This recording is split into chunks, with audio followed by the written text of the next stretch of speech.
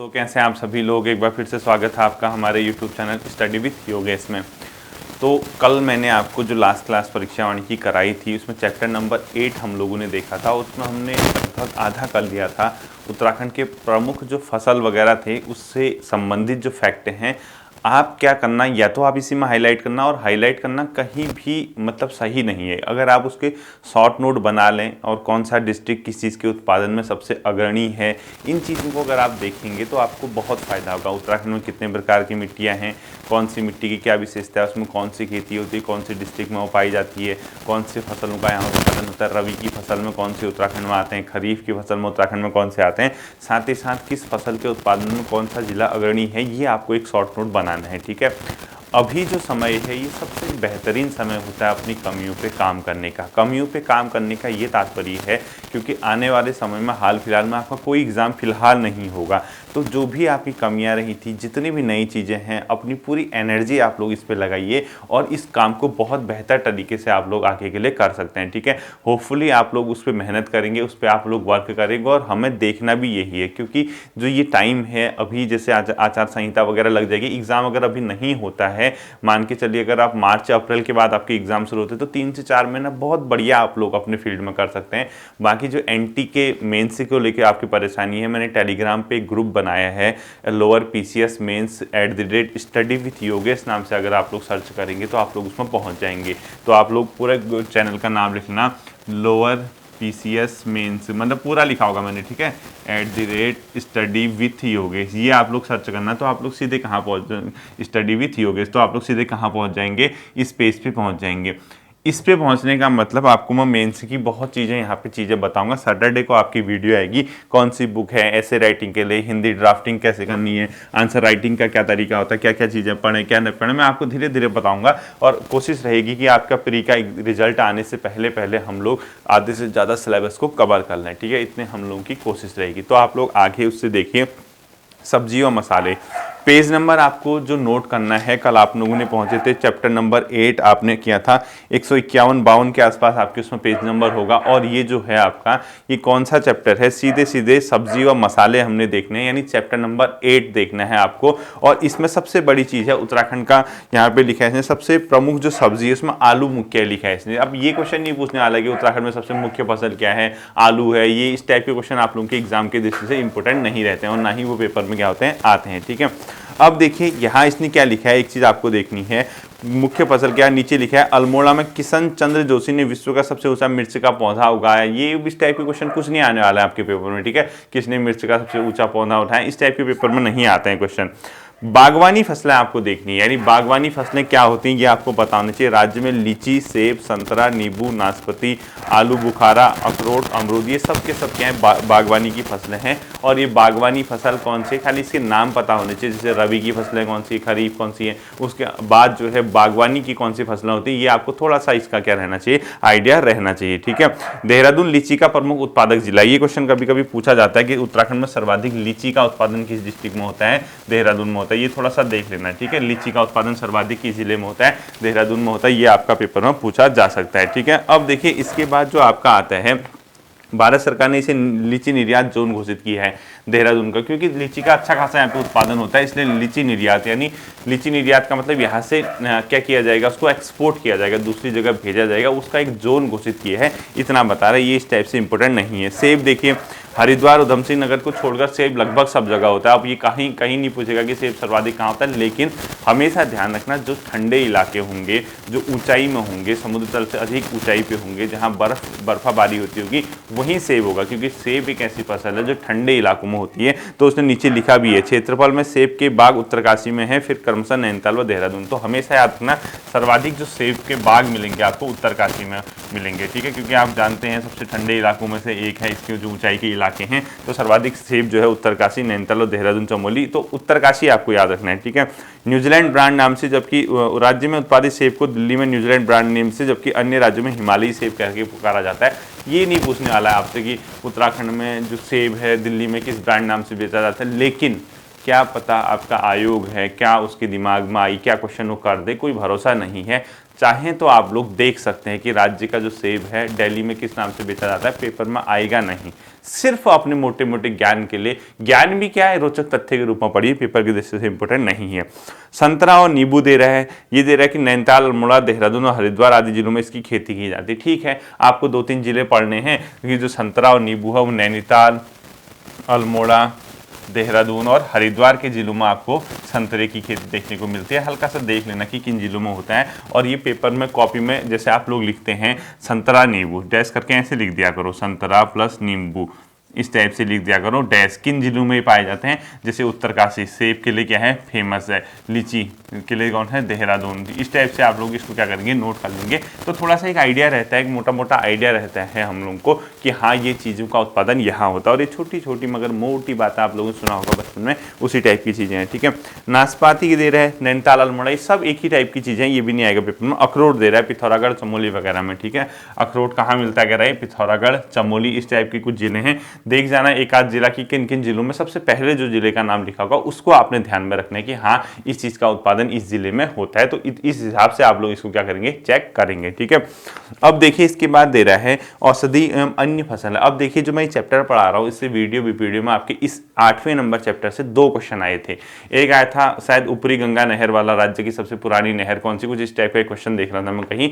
और एक आपका जो यहाँ क्वेश्चन दिया है बायोडीजल के लिए जेट्रोफा की खेती की जाती है, वो इसी के बाद आता है। देखो औषधि एवं अन्य फसलें लिखा हुआ है, तो आपको यहाँ से ध्यान रखना है कि राज्य में कई औषधि, बेलाडोना, कुटकी, अफीम, मिंट, गांजा, पामारोजा, तुलसी, फायरेथम आदि, सुगंधित, जिरेनियम, तेजपात, आर्टिमिशिया, शाहजीरा आदि, पुष्पी, गेंदा। अब देखो अब इसमें खेती की जाती है। अब जैसे ये इसने लिखा है, ठीक है, अब हम लोग कई बार ये सोचते हैं कि यार इस टाइप की चीज़ें लिखी गई हैं, इससे क्या क्वेश्चन आखिर वो पूछेगा आपका आयोग। हमें खुद ही लगता है कि यार कुछ पूछने लायक तो है नहीं और क्या ही इससे क्वेश्चन पूछेगा, लेकिन वो कभी कभी क्या कर देता है, देखो जैसे आप जनरल हिसाब से देखोगे तो वो क्या करेगा, इनमें से कौन सी एक औषधि जो है, ठीक है, वो किस रूप में पाई जाती है, जैसे कोई सुगंधित के रूप में पाया जाएगा, इनमें से कौन सी औषधि सुगंधित, कौन सी औषधि को पेय के रूप में, कौन सी औषधि पुष्पी के रूप में। ये इस प्रकार से आपसे क्वेश्चन कभी कभी पूछे जा सकते हैं कि सुगंधित लिख लेना, पेय लिख लेना, पुष्पी लिख लेना। तो हमारा जो माइंड है, हमारा पढ़ने का जो तरीका, हमारा पूरा जो माइंड है हर डायमेंशन में घूम जाता है। जब आप कोई थ्योरी पढ़ते हैं, कोई चीज़ें पढ़ते हैं, तो हमें इतना पता होना चाहिए कि यार ये दिया है किताब में, तो इससे क्या संभावनाएं रहेंगी, क्या प्रोबेबिलिटी रहेगी कि कोई क्वेश्चन इससे क्या करे। ठीक है, तो आपको क्या देखना है, राज्य में औषधि कौन कौन से हैं, यानी आप लोग क्या करोगे, राज्य में औषधि कौन से हैं, एक तो औषधि डैश करके लिखो, उसके बाद सुगंधित लिखो, उसके बाद पेय वाले लिखो, उसमें पुष्पी लिखो। तो डैश करके आपको ये पता चल जाएगा ये औषधि है, ये सुगंधित है, ये पेय है या पुष्पी है। तो वहां बेहोश होने से बेहतर है कि घर पे काम कर लो कि हाँ पेय वाला ये है, पुष्पी वाला है, सुगंधित। औषधि में क्या दे रहा है, देखो बेलाडोना, अफीम, कुटकी, मिंट, गंदा, पामारोजा, तुलसी, पायरेथम आदि, ये सब के सब क्या हैं, औषधि हैं। ठीक है, इसके अलावा सुगंधित में क्या दे रहा है, उसके नीचे देख लीजिए जिरेनियम, तेजपात, आर्टिमिशिया, शाहजीरा, ये क्या है, सुगंधित हैं।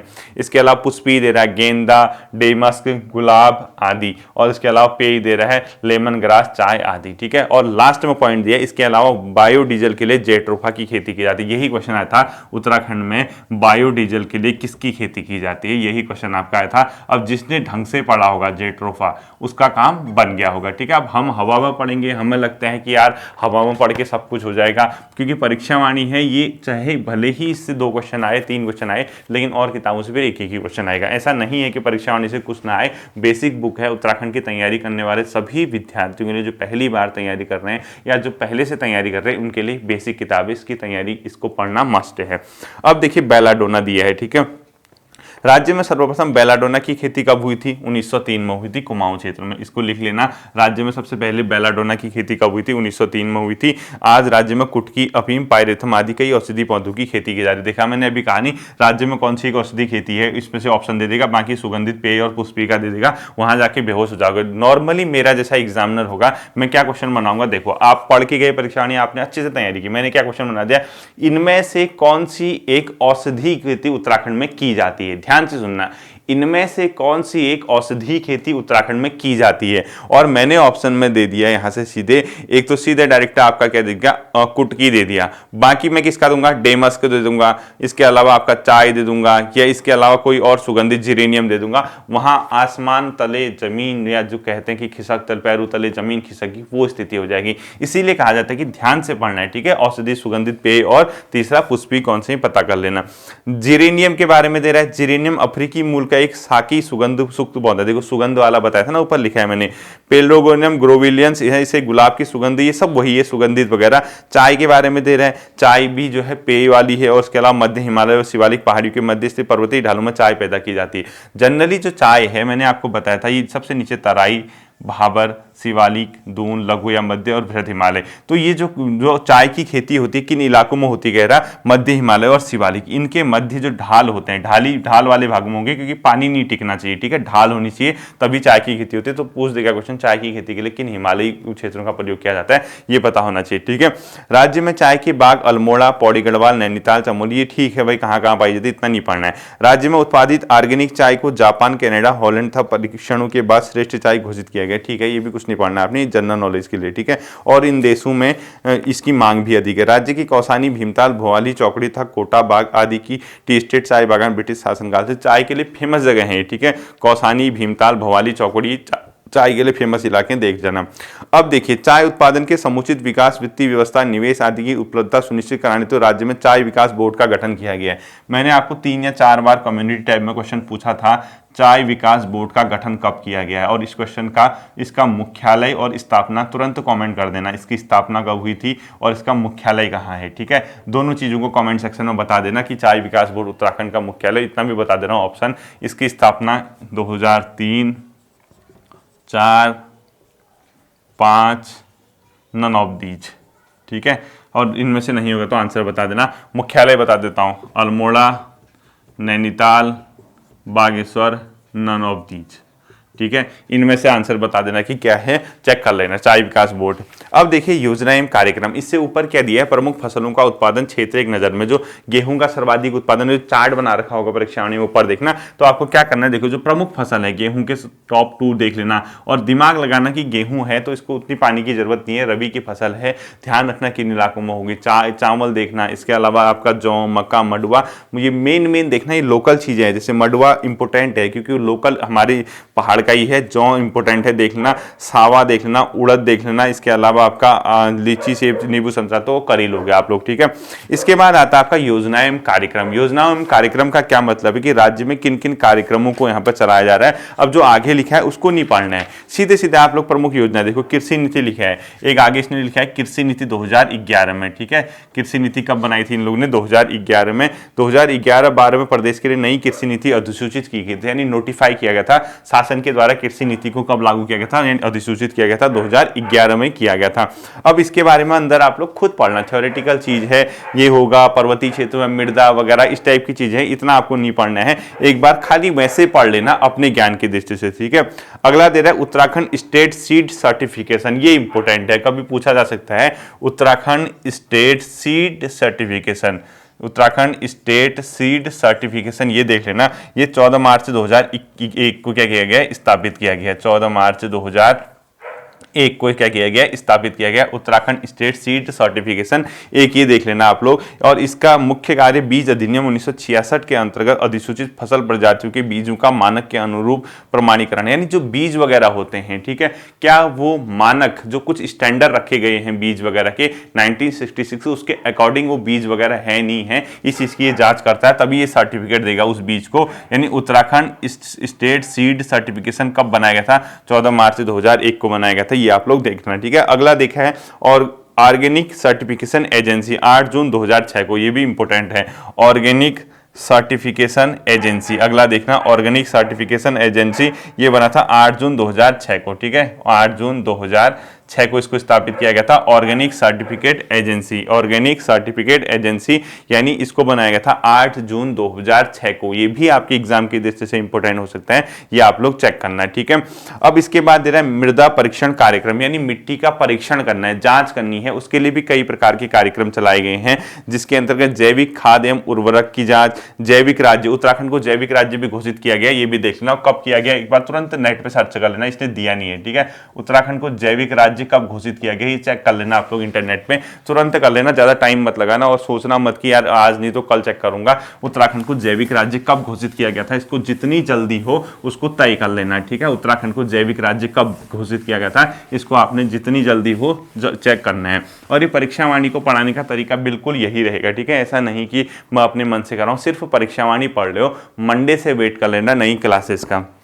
अब देखिए इसके बाद दिया है कृषि उत्पादन विपणन बोर्ड, किसानों की उनकी उपज का न्यायोचित मूल्य दिलाने हेतु इस बोर्ड का गठन दिसंबर 2002 में किया गया, ठीक है।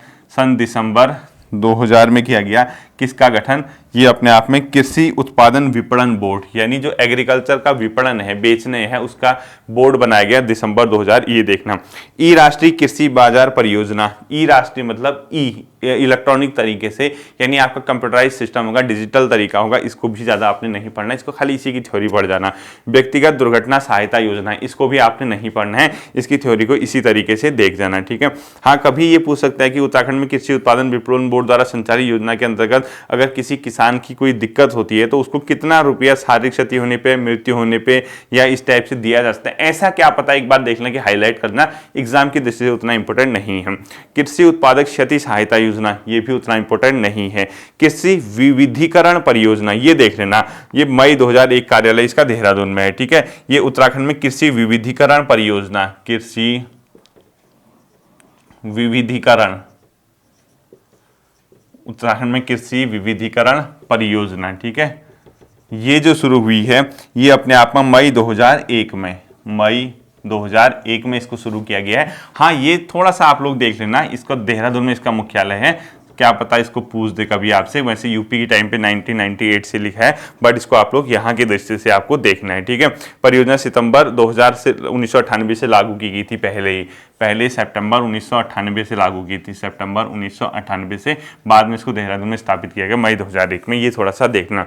अगला बीज ग्राम योजना नहीं पढ़ना है। कोर वैली बीज उत्पादन परियोजना नहीं पढ़ना है आपको इतना ज्यादा। कृषक सूचना एवं परामर्श केंद्र, ये नहीं पढ़ना है। किसान रत्न सम्मान 2010 से शुरू हुआ था, ये देख लेना आप लोग, ठीक है। किसान रत्न सम्मान ये सन 2000 से शुरू हुआ था, 2010 से शुरू हुआ था लिख रहा है, ठीक है। सन 2010 से किसान रत्न सम्मान, हल्का फुल्का, क्योंकि आप लोग एग्रीकल्चर के बारे में पढ़ रहे हैं, जो लोअर पीसीएस मेंस वगैरह की देने की सोच रहे हैं, इनके पॉइंट्स को देख लेना कि हाँ क्या क्या हुआ, ताकि कृषि से संबंधित कोई चीज आए, आप एक धनिया टाइप का मार सकते हो खाने के ऊपर, ये पॉइंट कुछ डाल सकते हो उसमें कि उत्तराखंड में कृषि विविधीकरण, किसान रत्न सम्मान, कृषि को बढ़ावा देने के 2-4 पॉइंट इस प्रकार से इसको आप लोग डाल सकते हैं। व्यक्तिगत दुर्घटना होने पर इतना, कृषि विपणन बोर्ड, ये सब चीजें इसी प्रकार से आपको उनको इंक्लूड करना होगा, और इनके बारे में नहीं लिखना होगा। जब अगर लोअर पीसीएस देते हो तो 4-5 पॉइंट बना के सीधे लिख सकते हो आप इस टाइप से, ठीक है, ये काम आएंगे आपकी। इसके बाद आता है आपका पशुपालन। देखिए, पशुपालन कृषि के साथ की जाने वाली एक सहक्रिया है। इसके अलावा राज्य में व्यावसायिक स्तर पर भी पशुपालन किया जाता है, कुछ नहीं पढ़ना है, ठीक। सन 2012 की पशु गणना के अनुसार राज्य में कुत्ते, हाथी, खरगोश, कुक्कुट आदि को छोड़कर कुल पशुधन संपदा, कुछ भी नहीं पढ़ना। अब आता है पशु विकास। राज्य में पशुधन के विकास के लिए उत्तराखंड पशुधन विकास बोर्ड, पशु कल्याण बोर्ड और पशु चिकित्सा हेतु उत्तराखंड पशु चिकित्सा परिषद का गठन किया गया। तीनों के ईयर नहीं लिखे और तीनों ईयर आपको लिखने हैं, ठीक है। एक आपको लिखना है पशुधन विकास बोर्ड का गठन कब हुआ, सीधे नेट में देखना, पशुधन विकास बोर्ड, उत्तराखंड पशुधन विकास बोर्ड का गठन कब किया गया था। दूसरा, पशु कल्याण बोर्ड का गठन कब किया गया था, क्या लिखोगे, पशु कल्याण बोर्ड, पशु कल्याण बोर्ड का गठन कब किया गया था, ये भी आपको क्या करना है, चेक करना है। और तीसरा आपको उत्तराखंड पशु चिकित्सा परिषद, पशु चिकित्सा परिषद, ये तीनों का आप लोगों को क्या करना है, ध्यान रखना है, ठीक है। इन तीनों के ईयर आप लोगों को तुरंत चेक कर लेना, ये कब कब क्या हुए थे, इनका गठन हुआ था, ठीक है। इन तीनों को आप लोग नोट करना। इसके आगे आप लोग देखिए, आपका जो आता है वो पशु विकास के बारे में, ठीक है। अब जैसे आपने इसका लिखना है, अब देखिए इसके नीचे क्या दिए है, राज्य में पहले से स्थापित श्यामपुर अतिहीमीकृत वीर्य उत्पादन केंद्र का आधुनिकीकरण, ये कुछ नहीं पढ़ना है आपने, ठीक है। कितने गर्भाधान केंद्र खोलेंगे छोड़ दीजिए। राज्य में 2002-3 से केंद्र की सहायता से national कैटिल and buffalo breeding project शुरू किया गया है, ये देख लेना आप लोग, ठीक है। क्या पता पूछ देगा भी, राज्य में 2002-3 से कौन सा एक प्रोजेक्ट शुरू किया गया है, national कैटिल and buffalo breeding project है, ठीक है। एक आप लोगों को ये देखना है कि कब से शुरू किया गया, सेंट्रल गवर्नमेंट की स्कीम है national cattle and buffalo breeding project, ये शुरू किया गया, इसको आप लोग हाईलाइट कर लेना, ये आप लोग चेक कर सकते हैं। इसके बाद सीधे दिया है इसने कि उत्तराखंड पशुधन विकास बोर्ड का गठन, ये मैंने आपको बता दिया, पशुधन विकास बोर्ड का गठन, तुरंत सर्च कर लेना। देखो जितना आप क्रिएटिव बनोगे उतना आपको फायदा होगा। ये चीजें अगर किताब में नहीं मिलती हैं तो इसका ये मतलब नहीं कि हम इसको देखा ही नहीं, चाहता मैं ढूंढ के लिख देता, लेकिन मैं क्यों ढूंढूं बताओ, इतना तो आप लोग खुद कर ही सकते हैं ना कि यार एक बार नेट में चेक करके उत्तराखंड पशुधन विकास बोर्ड देख लें, उत्तराखंड पशु कल्याण बोर्ड देख लें, उत्तराखंड पशु चिकित्सा परिषद की स्थापना देख लें, तो आपको ही फायदा होगा। अगर आप इस प्रकार से चीजों को पढ़ना शुरू करोगे तो आपके दिमाग में चीजें हमेशा के लिए क्या हो जाएंगी, फिट हो जाएंगी, बैठ जाएंगी और बहुत आपके काम आएगा, ठीक है। गोवंशी पशुओं के वध को रोकने के लिए गौ सेवा आयोग का गठन किया गया है, इतना नहीं आएगा, गौ सेवा आयोग का गठन वगैरह इस टाइप का नहीं पूछेगा। विज्ञान एवं प्रौद्योगिकी संस्थान की स्थापना की, गो विज्ञान एवं प्रौद्योगिकी संस्थान की स्थापना ऋषिकेश में की गई, ये देख लेना है, ठीक है। गो विज्ञान एवं प्रौद्योगिकी संस्थान, गो क्या लिखा है इसने, जो गो सेवा, गो विज्ञान एवं प्रौद्योगिकी संस्थान, गो विज्ञान एवं प्रौद्योगिकी संस्थान, ये कहाँ स्थापित किया गया है, पशुलोक, और पशुलोक कहाँ पड़ता है, लोक, ये ऋषिकेश में, ठीक है। पशुलोक में इसको गो विज्ञान एवं प्रौद्योगिकी संस्थान की स्थापना पशुलोक में की गई और ये कहाँ पड़ता है, ऋषिकेश में, इसको आप लोग थोड़ा सा ध्यान रखोगे, ठीक है।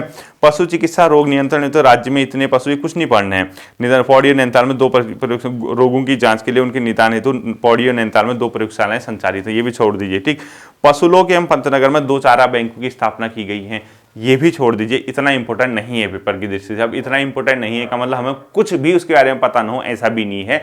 सिर्फ ये ध्यान रख सकते हो कि हाँ, पशुओं के चारा विकास के लिए नैनीताल और आपका कहाँ लिखा है इसने, पंतनगर और पशुलोक और पंतनगर, यानी पशुलोक ऋषिकेश में, पंतनगर कहाँ अपने आप में उधमसिंह रुद्रपुर में पड़ता है, 2 चारा बैंक हैं। अब इतना पेपर की दृष्टि से इंपॉर्टेंट नहीं है, ये जनरली वैसे ऊपर ही आप लोग देख सकते हैं। प्रत्येक ब्लॉक में एक चारा बैंक की स्थापना की गई, ये भी छोड़ दीजिए। अब आता है डेयरी विकास। राज्य में प्रथम दुग्ध संघ की स्थापना 1949 में हल्द्वानी में की गई थी, मोस्ट इंपोर्टेंट, राज्य का प्रथम दुग्ध विकास संस्थान 1949 में, ठीक है। 1949 में सबसे पहले दुग्ध विकास संस्थान, उत्तराखंड का दुग्ध विकास संस्थान, ये कहाँ स्थापित किया गया था, हल्द्वानी में स्थापित किया गया था। राज्य का पहला दुग्ध विकास संस्थान कहाँ स्थापित किया गया था, हल्द्वानी में, एक पॉइंट ये याद रखना आप लोग, ठीक है। वर्तमान में राज्य में दुग्ध समितियों के निबंधन, निरीक्षण, चयन, जांच, ये कुछ नहीं पढ़ना, ऊपर से देखते रहो। पर उत्तराखंड सहकारी डेयरी फेडरेशन, जिला स्तर पर दुग्ध उत्पादन सहकारी संघ, दुग्ध समिति के, ये कुछ नहीं पढ़ना है। राज्य में डेयरी विकास हेतु कई परियोजनाएं चलाई गई। अब डेयरी के विकास से महिला डेयरी विकास परियोजना छोड़ दीजिए, उतना इंपॉर्टेंट नहीं है। स्वयं सहायता समूह का गठन छोड़ दीजिए, उतना इंपॉर्टेंट नहीं है। मिनी डेयरी परियोजना छोड़ दीजिए, उतना इंपॉर्टेंट नहीं है। समन्वित डेयरी विकास परियोजना, ये देख लेना है, कॉम्प्रिहेंसिव जो डेयरी डेवलपमेंट प्रोजेक्ट है। दुग्ध विकास कार्यक्रम के सुदृढ़ीकरण एवं विस्तारीकरण हेतु भारत सरकार के सहयोग से वर्ष 2002-3 से समन्वित डेयरी विकास परियोजना पर, समन्वित डेयरी विकास यानी कॉम्प्रिहेंसिव डेयरी डेवलपमेंट प्रोजेक्ट यानी परियोजना, ये कब से शुरू हुई थी, 2002-3 से, ठीक है। ये आप लोग एक चेक कर लेना। बाकी इसके ऊपर के जो पॉइंट है, ये सिर्फ और सिर्फ आपके जैसे स्वयं सहायता समूह का गठन, ये वनडे एग्जाम के दृष्टि से इतने इंपॉर्टेंट नहीं होते, ये अपने ज्ञान के लिए इंपॉर्टेंट होते हैं। कभी चलो मेंस वगैरह लिखना है, कहीं पॉइंट आते हैं तो वहां के दृष्टि से इंपॉर्टेंट होते हैं, ठीक है। इस योजना के अंतर्गत हरिद्वार एवं उधमसिंह नगर में क्रमशः 30,000 और 50,000 लीटर दैनिक क्षमता की आधुनिक दुग्धशालाओं का स्थापना नहीं पड़ना। आंचल ब्रांड, ये देखो राज्य में आंचल ब्रांड नाम से दुग्ध एवं दुग्ध पदार्थों की आपूर्ति की जाती है। आप भी जानते हैं, अब तो आंचल भी है, आनंदम है, कुछ इस टाइप का, आनंद है इस टाइप से, और कई आगे मदर डेयरी वगैरह, अब इतना इंपॉर्टेंट नहीं है, ठीक है।